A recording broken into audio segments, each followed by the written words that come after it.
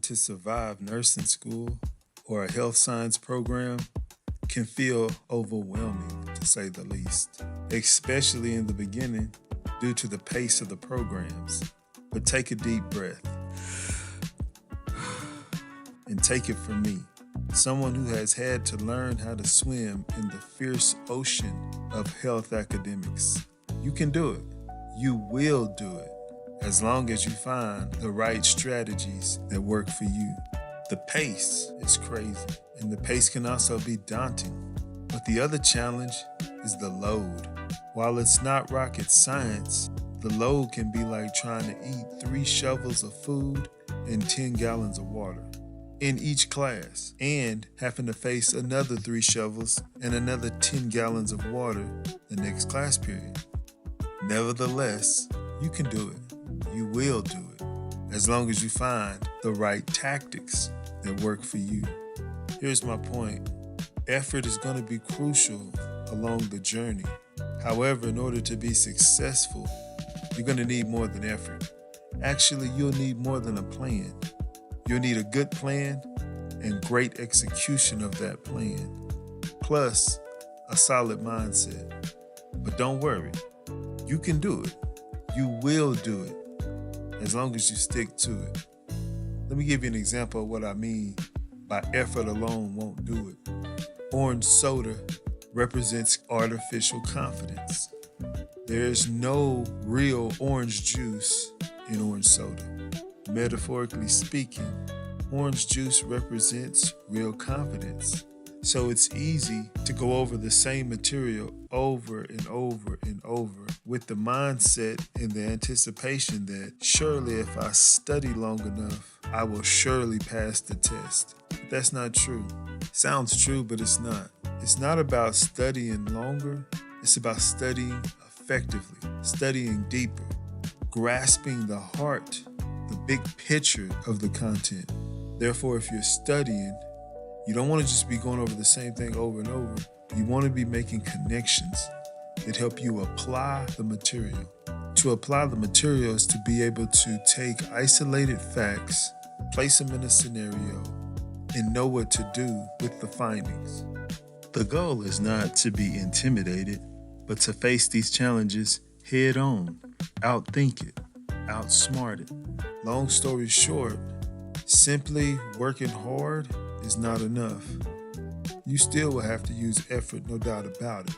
But being able to properly eat this material, digest this material, and absorb this material will require having a steady plan, a way to keep everything in front of you, a way to separate one class from another while at the same time juggling each class rather than just studying whatever material has the next test coming, which is a common tactic that students use.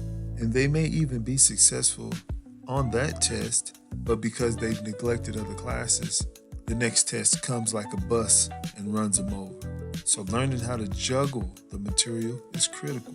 Here's an example of how to go through your week and keep each class in front of you. Sunday, let's call that catch-up day. Do the things you need to do that may be required. Use it as a day to get fully caught up and ready for the upcoming week. Let's say you had 3 classes. On Monday, study for class number 1 and create a test review. On Tuesday, study for class number 2 and create a test review. Wednesday, study for class number 3 and create a test review. What I mean by a test review is take that information, extract the most important parts of that information, and create a review sheet that you can review every day. On Thursday, do a deep dive review for classes 1, 2, and 3. On Friday, continue to review and create questions for each class that match the material. And then on Saturday, rest. It may sound risky to take a day off, but it's needed. The brain is a muscle. If you overwork it, it's going to be tired. If you overstudy, you get the same results as understudying. So you got to have a firm balance. A day of rest would do you well. Learning is in layers, and the first layer is information. So what you want to do is look at your syllabus and read something. Listen to something or watch something about the upcoming material that you're about to be exposed to in class. But if you get pre-exposure before class, you'll come to class with information rather than coming to class with nothing. Of course, not everything's going to make sense, but that's okay. It's not supposed to make sense. It's just information. It's raw data. However, when you analyze information, it becomes knowledge. Things that you heard, seen, or read based on the information that you got before class will start making connections in your mind. Things will start making sense. But I'm suggesting that you do not take notes in class. Many times, the notes that we're taking are choppy. We don't know where we was going with those notes. We're writing stuff that's already on the PowerPoint. We're jotting down just general information that's being said. And because the notes are ineffective, most people don't even go back and reread their notes. Furthermore, a lot of body language is nonverbal. So if you got your head down, you're missing a lot of crucial information. Now, this is predicated on the fact that you can record the lecture. And if you can record it, take notes later, or you can stop the recording and take good, copious notes. But pay attention while in class. The next layer of learning is understanding, and this is the level that you will be tested at. So if you came with information, you're going to leave with knowledge. And then take that PowerPoint, create a review sheet. Once you have a solid review, continue to review so that when new material is introduced, you're ready.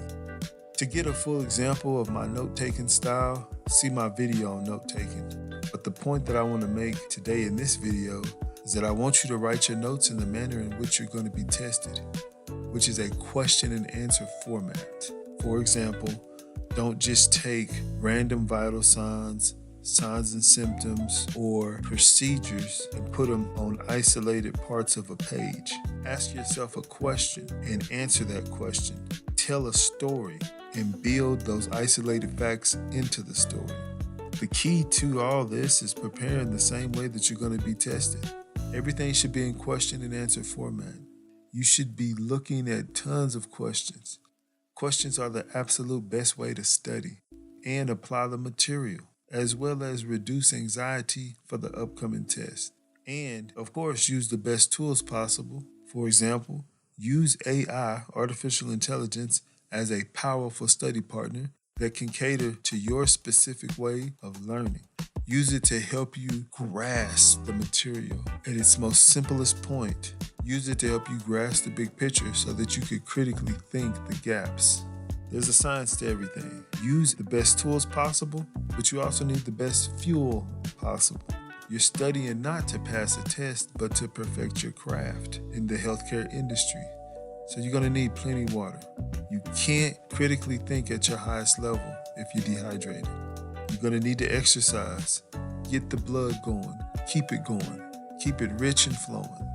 You're going to need good sleep and good food. Junk food is called junk food because there's no vitamins, minerals, or elements. It's empty. Good food leads to good brain power.